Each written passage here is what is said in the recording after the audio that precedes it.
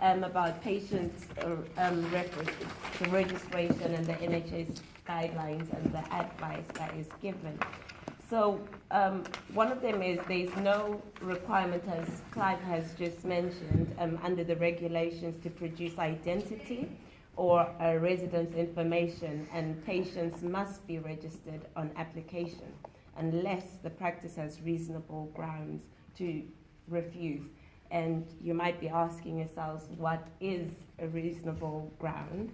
And we've established from the guidance that it's if the practice is either full or not accepting patients in the local area. We also have registration and appointments should not be withheld because the patient does not have the necessary proof of residence or personal identification. Inability by a patient to provide identification or proof of address would not be considered reasonable grounds to refuse registration of a patient. There's some some guidance there, some links that should be on the PowerPoint, I hope. I would explain further. So any person who presents themselves basically to be registered must be registered, and this is under the NHS guidelines. Unlawful discrimination covers a range of things. We've got race, gender reassignment, sex, sexual orientation, disability, religion or belief, age, marriage and self-partnership, pregnancy and maternity. So those would be under unlawful discrimination.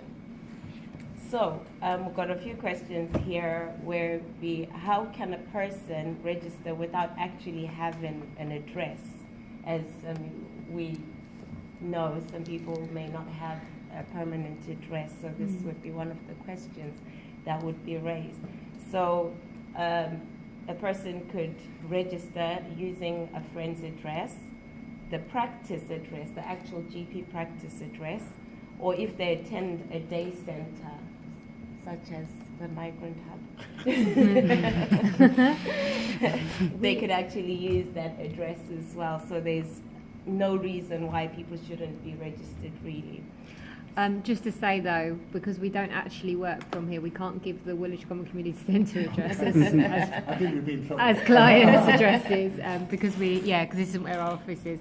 But if somebody needed to use Greenwich Housing Rights address, which is technically the office address, have a chat with me and we can talk about doing that if the other options aren't working. But really interesting about being able to use the practice address. Yes. How the hell do you get a receptionist to agree to that? Wave the NHS guidance. Exactly. Yeah. It is my right. It's about knowing your rights, yes. I mean, I've got an example. There's a man that is homeless and lives in Abbey Wood. He lives in Abbey Wood in the woods, but he sleeps there, and he registers at Lakedale at the surgery. Yeah. That's where he registers. Right. So the key is about being able to make contact with him. Okay. So the second question would be, does a GP need to know who they are registering without some form of identification? Simply put, the guidance says that they do not need any identification. If the GP, however, suspects any fraud or anything of that sort, then they need to report it to NHS England or the CCG. The third question would be registering children, and how would a GP know that the child, who the child is, and if safeguarding issues were to arise, for instance. And the answer is registering babies and children could raise safeguarding issues, as we can imagine. People may be in some unfavorable situations, and GPs and every healthcare provider really has got that. They have an obligation to, deal with this primarily if they do come across this. So it could raise safeguarding issues which a practice would need to be concerned about. They have to register and deal with this after, so they should still register and then deal with whatever issues that may come up regarding safeguarding. after being registered. And in any event, a child over 12 would be able to register themselves as well. Any questions so far? Where can you find the laws and regulations regarding, because you say you can just walk up to the receptionist and say that's your right. Can you download it anywhere just in case there's any argument? We've got what have I done with it? We've got a handout. I didn't know how many people. It's called patient registration. We can copy. We can Yes, keep I've them got it here here. and copy. Here it Yeah. is. This is everything you need to know about Okay, patient you can- registration. Yeah. So, if I can pass that around, Yeah. but it can be downloaded. It tells you everything Yeah. about patient registration.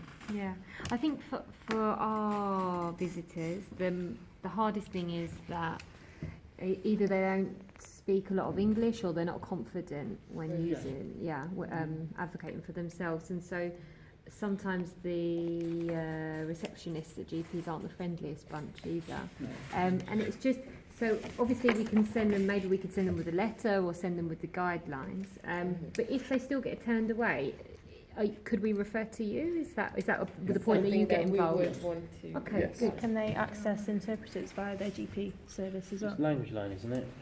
Yeah, do The you use that? GPs also. They- One of the problems a lot of GPs are having with the language line for them is the cost. Yeah.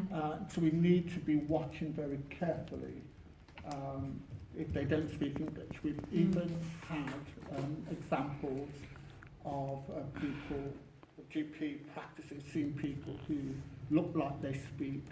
We had this with the Nepalese community. They look like they spoke Nepalese, and they went out and then called them in and said, "Do you speak Nepalese?" And they go, "Yes." So, and they did the translations for them. And we also need to be careful. Incredibly because- personal issues Yes, being of course, of translated by course. somebody that don't know. And we Yeah. also need to be careful about whether the children are doing the translations, because you can't have, well, you can, it can work, but it's not really sensible to No. have the children doing the translation for their parents around medical stuff. So Yeah. again, that is something that we can pick up if that is happening, because it shouldn't be happening. We can deal with that. Okay. So in a nutshell, basically, if you live or work in your local area, you are entitled to register.